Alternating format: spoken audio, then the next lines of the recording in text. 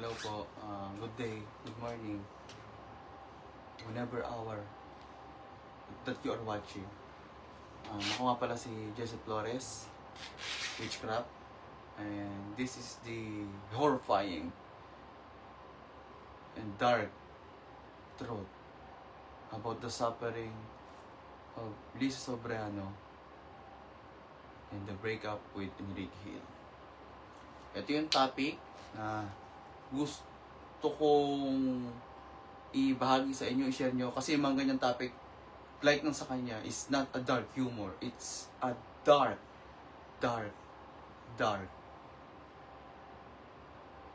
situation. Ito talaga yung Jesse Flores Witchcraft in full power will come in. This is the case. That is not just hindi lang yung pagmamaltrato, hindi lang yun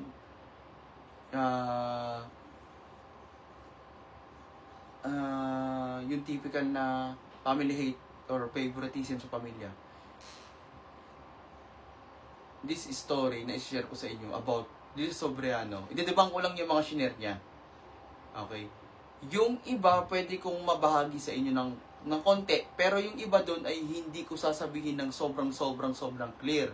Una sa lahat, respeto ko kay Lisa Sobrano. I know what you went through and you have no idea what you went through. Na-sense ko lahat.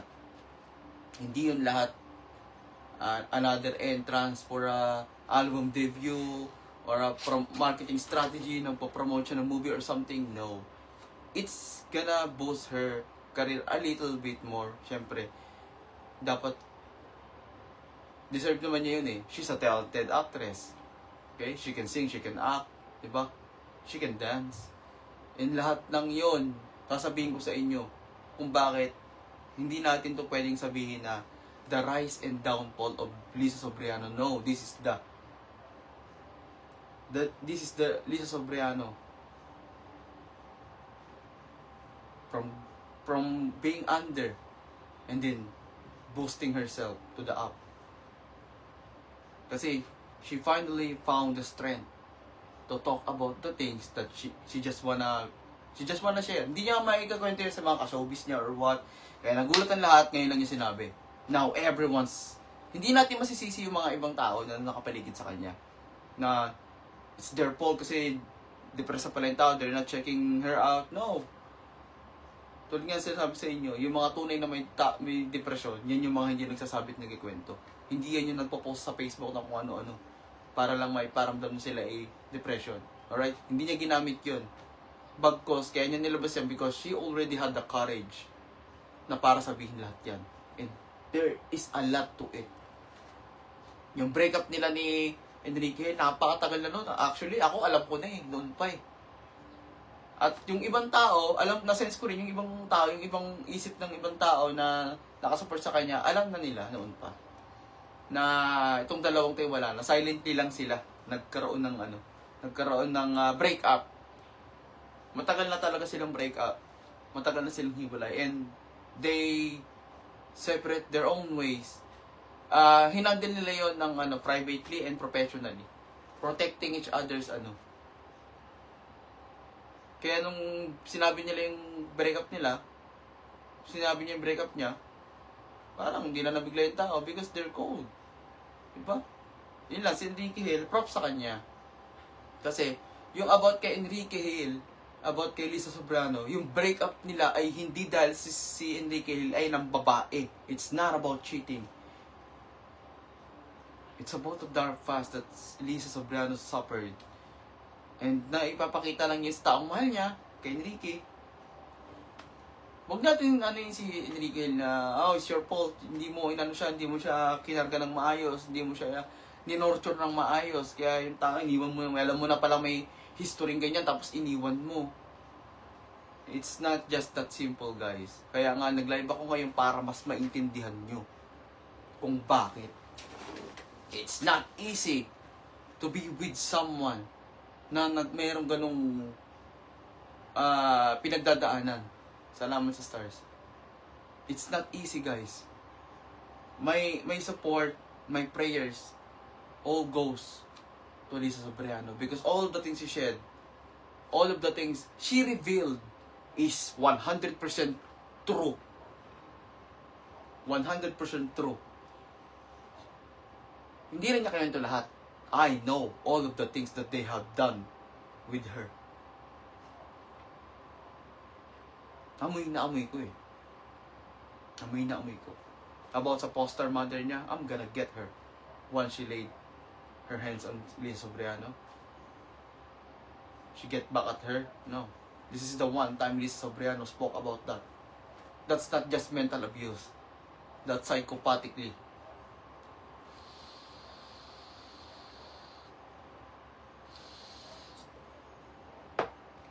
Yung breakup nila ni Enrique Hill is, sabi naman ni Lisa eh, kung hindi mo na kaya yung aking, you may go peacefully. I would, Pero si Enrique Hill, he did his best.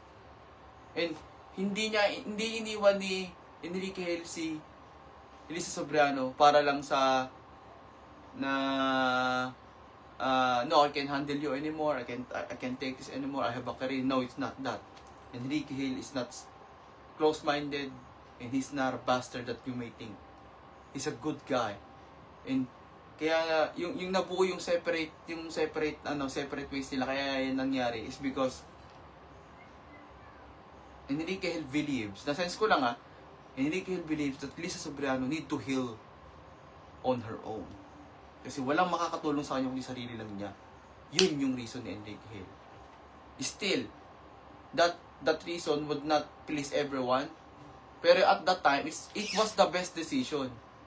Don't wanna blow your bubble up, pero it was the best decision na ginawa ni Enrique Hill, and Lisa Sobrano did it. She's still healing, but she's very different now from the Lisa Sobrano with all her fake smiles na ginawa niya. Hindi siya masisisi doon kasi trabaho niya yun. She's an artist. Alright? A very good actress. A talented actress. Lisa and Enrique Hill was the perfect couple. Pero, parang yung sa quote sa Spider-Man, you have to be focused. In saving someone's life, you have to give up everything. Even your dreams. So, yung ginawa naman ni Enrique Hill, he did not, he stayed naman as a friend. Constantly checking her out, diba? Kamusta, true friends, ganyan-ganyan. And Lisa Sobrano needed that breakup din. Hindi lang niya siguro ma-realize noong mga panahon na yon, pero she needed that breakup. One final blow to reflect herself. Kasi anytime she wants, she can just end it. Diba? Dami-dami gumagawa niyan. Take some 10 pills and you're dead. Sleeping.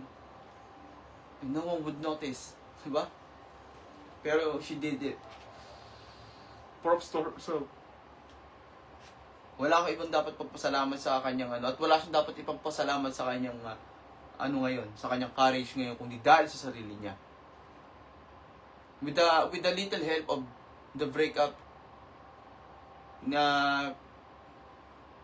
pinrovide ni Enrique Hill and the few friends who stayed with her till the end. But she did it all by herself. Kaya dapat nyo siyang supportahan.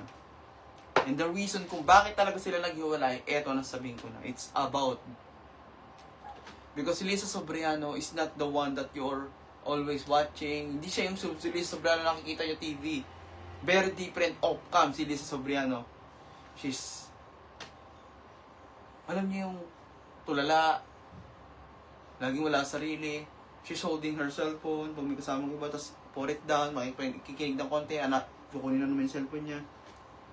And nakarelate ako sa kanya. She was always wearing headsets to distract herself. And she loves music too.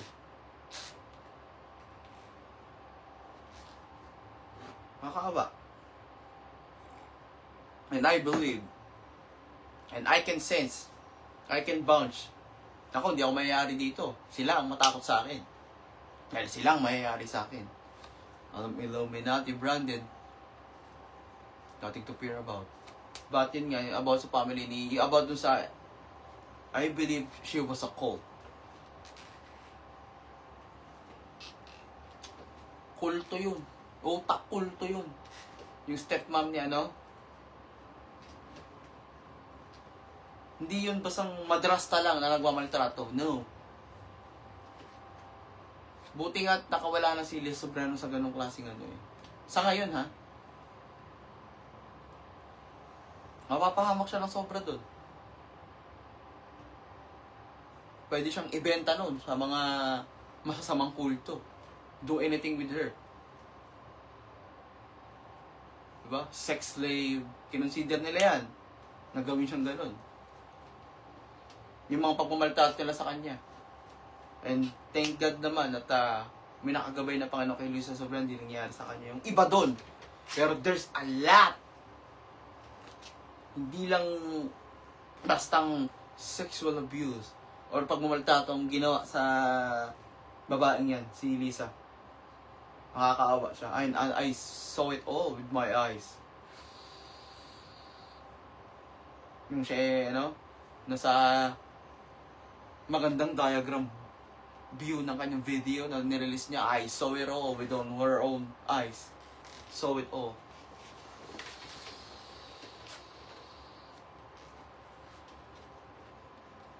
That's the dark truth of Lisa Sobrano. And this is the reason why I'm doing this. Kasi yung mga ganyang mga dark na, yun yung mga gusto kong i-ano. Hindi naman sa pinagadsal ko. Kasi yung mga ganyan, hindi yan maintindihan ng tao. Makikita at maintindihan lang nila yan kung sasabihin sa kanila yan ng isang legit na kulto din. But I don't do those things. I am my own tribal chief. Wala akong ibang tribal chief. I have my own mark.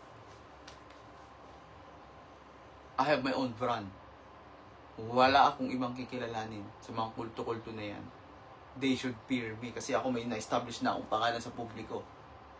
Napatunayan ko na yung kapangyarihan ko. Yung mga kagaya ko na kayang gawin lahat, yung four senses.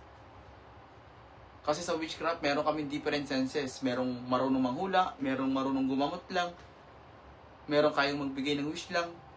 Ako kaya ko lahat. I am one of a kind that still exists. Napakamahal ng dugo ko. 1 drop of blood para maging isang malakas sa faith healer ang isa. Nagkokos siya ng 500,000. Kasi yung isang manghula lang na gusto rin niyang gumamot, single blood of mine. Katumbas nun, ganun halaga. That's the truth. Ganun kamahal. Ganun kamahal ang value ni Jessie Flores Witchcraft pagdating sa witchcraft market. And they cannot hunt me down, they can harm me. Kasi pagka ginawa nila yon, lalo silang matatakot. Natatakot silang i-acknowledge ako yung mga sikat na yan. Natatakot sila na yung mga kliyente nila mapunta sa akin. At nangyayari na yan ngayon. May mga ilan na akong mga kliyente na galing sa mga bigating pangalan na walang nangyayari sa kanila.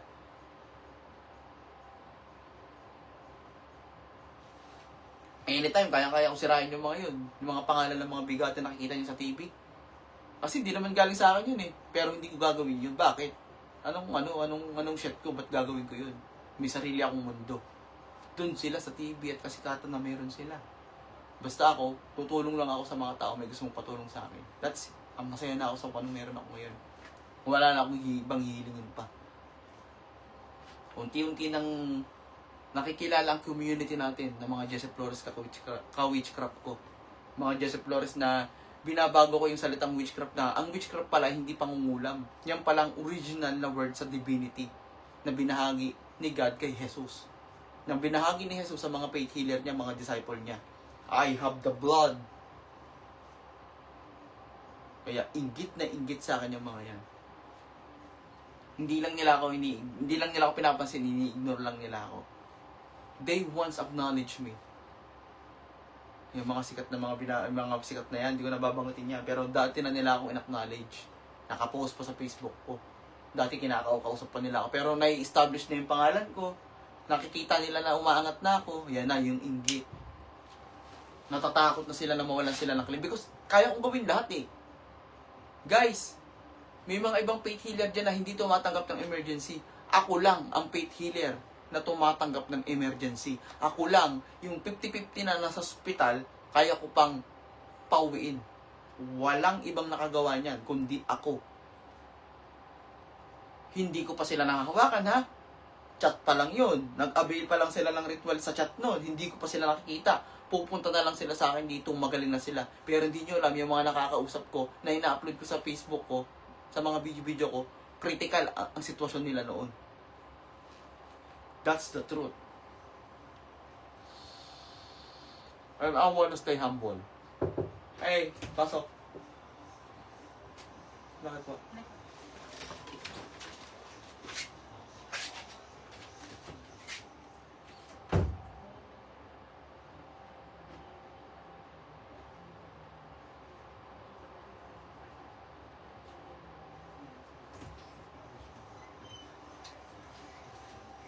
So, may assistant informed me na tone it down.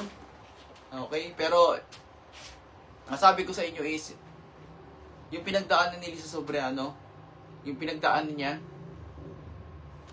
please, support the woman, support the lady. And props to her. She's not a little lady anymore. She's a woman now. Na, pinace out niya lahat, pinace out niya lahat ng kanyang mga sakit. Nilabas niya yun sa publiko, hindi para kaawain siya o para sa clout. Kailan pa kailangan niyang clout? Mag-post lang siya ng nakapambahay na damit, sikat na sikat pa rin siya. Pinost niya yun para ma-inspire kayo sa katapangan na pinakita niya. If she can move on, okay? With that kind of background, with that kind of dark truth, kaya nyo rin.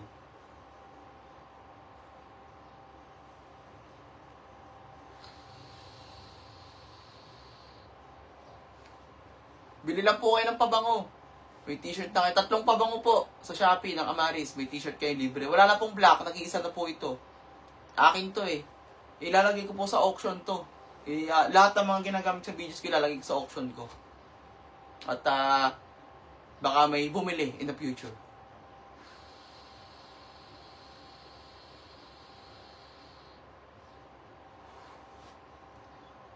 I'm sorry if nag-flex ako ng aking kakayahan na parang minamaliit ko yung mga sigat. I'm sorry.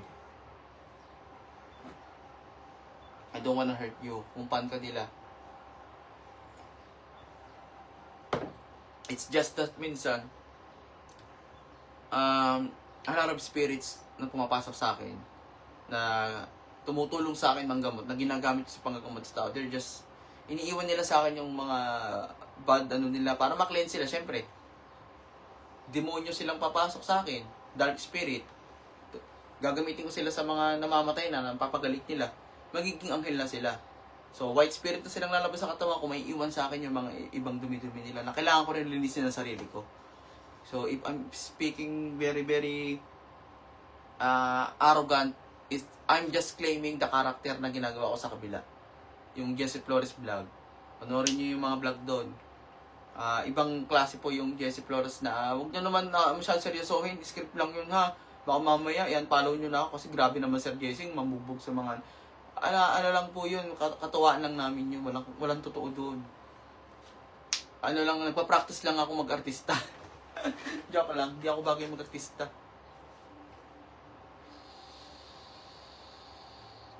So yun po. Marami pa po akong gustong sabihin about kay Lisa Sobriano, pero if ever na mapansin niya to, I'm really, really sorry. Kung naitopic kita dito because ini-explain ko lang naman at inaano ko lang yung positive side na nagawa mo sa mga negative past na dinanas mo. Because you have shown a lot of strength. You have shown a lot of strength. And thank you very much sa mga 7 stars. Sobrang salamat. Appreciated ko yan. So yun, gusto ko lang sabihin sa inyo na maraming salamat. So may second akong abangan nyo na lang kung kailan yung kasi gusto ko, marami pa akong gusto sabihin about kay Lisa. Kaya lang medyo deep web na.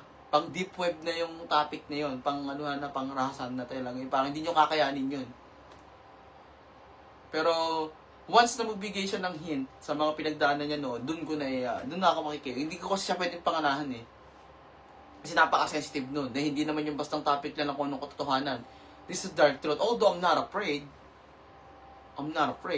Kasi, una sa lahat, ano ba dapat ko itakatakot? Kampi naman ako kay Lisa Sobriano. At yung mga, kung inaakala ni Lisa Sobriano na yung mga masasabi ko or nasabi ko dito, ikakapahamak niya dahil nga sa ano, no, I'm not gonna, hindi ako papayag na may mangyari kay Lisa Sobriano.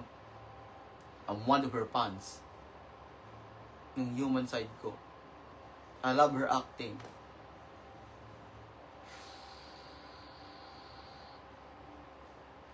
She outshines everyone in the studio. Tsaka malinis siyang babae. Tinawag daw siyang family. Yes, totoo yun. Tinawag siyang family dog. Yun nga yun yung part ko. Yung mga pinagdaanan niya sa mga ano niya. Di-debunk ko yung isa-isa. Sa ngayon po, bibitin ko muna kayo. Para abangan niyo yung susunod.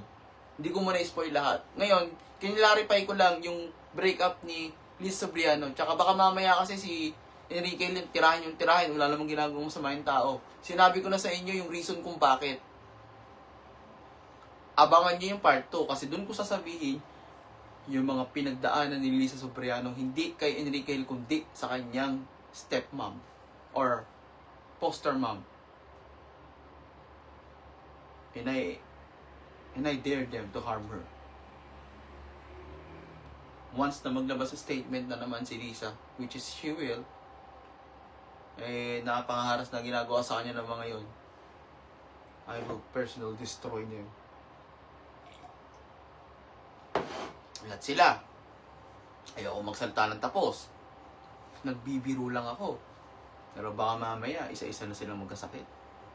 Baka mamaya, isa-isa na silang may cancer. Hindi nila alam. Bago pa ako mag-live, may nagawa na ako from months ago.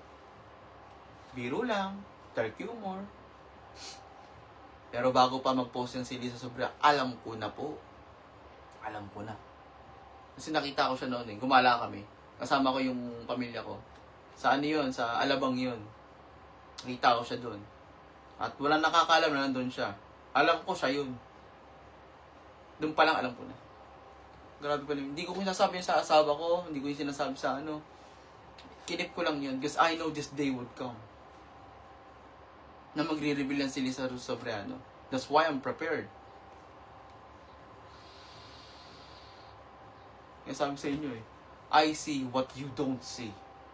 Gagawa nga pala ako ng mga t-shirt ulit. Mag-release ako. Antayin nyo na lang. Ang mga tatak nun. Curse everyone and leave. Heal everyone and leave. Tapos, I told you so. Tapos, you only have today. Para yun sa mga for inquire.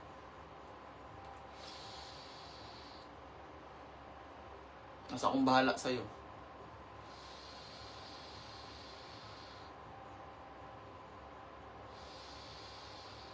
Kaya lagi sinasabi, see, I told you so, have faith. Yun lang. So yun, abangan niyo lahat yung mga sasabihin ko. Hindi pa tapos to kay Lisa Sobriano. Kasi, hindi na niya kailangan pang humanap ng kakampi. Nandito na ako nakakampi niya. Tayo, 41k followers, going 42k followers. Kakampi tayo ni Lisa Sobriano. We will support her all the way. Salamat. Good day. Black, sige, magano ng black. Sa lahat ng share nyo to. Maganda rin na mapanood to ng ng gandang t-shirt, no? Mapanood dito ng mga talagang solid fans niya para mas maintindihan nila. Okay? Kasi ayaw naman ni Lisa Sobriano na pumunta yung mga fans niya, di ba? Na tira-tirahin si Enrique Hill about sa mga breakup nga nila. Ayaw naman niya siguro kaya nga tinago nila lang ganun eh. Kasi ayaw niya masira yung tao. So, yung mga fans natin, tayo, yung mga fans, buti merong siyang fan na naalam lahat ang totoo. Walang masisirang pangalan. Magkakaroon po ng color na ganun, black, white, ganun. Sige po. Marami pa akong stock dito, mga ibang kulay. So, avail na kayo ng pabango, 3 pabango, 1 t-shirt na libre. tatlong pabango po ang bilihin nyo sa Shopee. Meron kayong t-shirt na libre. Ang kulay na available lang po ay blue, white, green, tsaka yung ube. Magaganda yung mga yon. Nakapost naman na eh. Tignan nyo na lang sa page ko, nakapost na po yun. Hindi po kasi ako nagpapaulit-ulit ng post. Hindi ko po gawain yun. Kung ano lang yung post ko, kaya you have to pay attention. Yun yung gusto kong ituro sa community ng Jessie Flores Witchcraft. You have to focus and stay, gusto ko nyo ituro sa inyo yung pag-support nyo sa akin, yung ginagawa nyo hobby sa akin, i-apply nyo rin sa mga buhay nyo yun. Always focus before you move on to another page. Always focus to one post and then, diba, kasi baka, tsaka lagi kayo magbabackread. Backread, diba? Bisitahin nyo yung mga post kung saan nyo ako nakilala noon para bumalik yung motivation nyo kung bakit ko mahal na mahal si Jessie Flores. Kasi nga pala nakita ko yung post niya yun. Yun lang. Kasi ako, hindi ako kayo, kailangan nyo i-remind sarili nyo kung bakit nyo ako minahal. Kasi ako, hindi ako nakalimot kung paano ko kayo minahal. Hindi ko ako nakalimot kung paano ko kayo sinuportahan mga tao na naniniwala sa akin. Na inayos ko lahat ng problema nyo. Alright? Hindi ko yun kinalimutan. I am always telling you sa mga post ko, sa mga ano ko, hindi nyo ba napapansin, lahat ng may post ko, lagi ko sinasabi, I love you guys.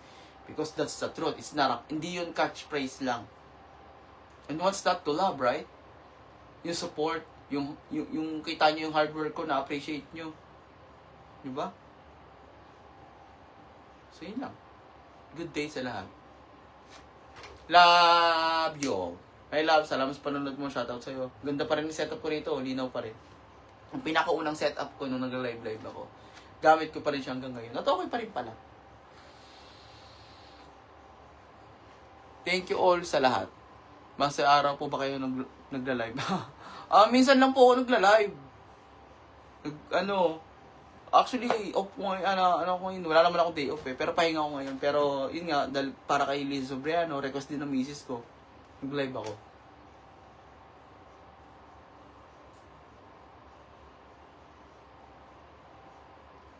Milisaw. Huwag niyo pong tipirin. Napakamura lang ng pabango natin. Bagay sa inyo yun. Yes, yung guilty na perfume. Pero mas bagay sa iyo yung... Abangan niyo yung mga bagong perfume. Meron kaming bago eh. Antayin niyo lang kung i-release. Napakababango ng mga yun. Okay guys. Thank you sa inyong panonood. At good day sa inyong lahat. Share this post po please. If you, sa mga gusto magpakita pa ng support sa akin, just keep sharing my post. Share nyo lang po na i-share yan. Masaya na po ako. Thank you sa lahat. Good day.